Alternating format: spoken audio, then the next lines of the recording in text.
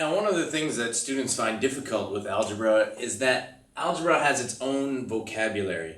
And when you start taking algebra, you notice that you get an awful lot of new vocabulary as well as an awful lot of new math. So these first videos are just going to be a guideline to some of the terms and vocabulary that you're going to use along the way with algebra. So let's start with the first one. The first one is a variable, and that's the whole reason that algebra was created in the first place.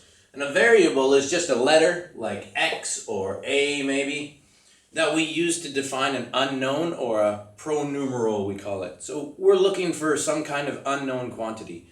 So for example, I might have a jar with a bunch of jelly beans in it, and I could ask a question along the lines of, I've taken out some jelly beans from the jar, and the unknown that I might be looking for might be the number of jelly beans I've taken, the number left, or the number I've started with. And each algebraic question that you're going to get is going to be defined by those kinds of things as far as what you're solving for or the unknown that you're going to be looking for.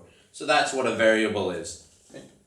An expression is just an algebraic sentence, if you will, that includes some letters, some numbers, and some kind of operation. So I could have an algebraic expression that looks like 3x plus 1.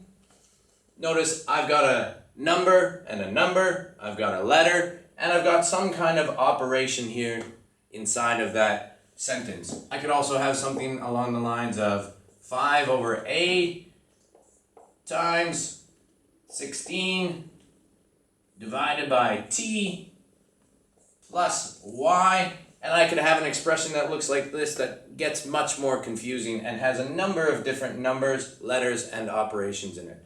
So that would be a variable and an expression.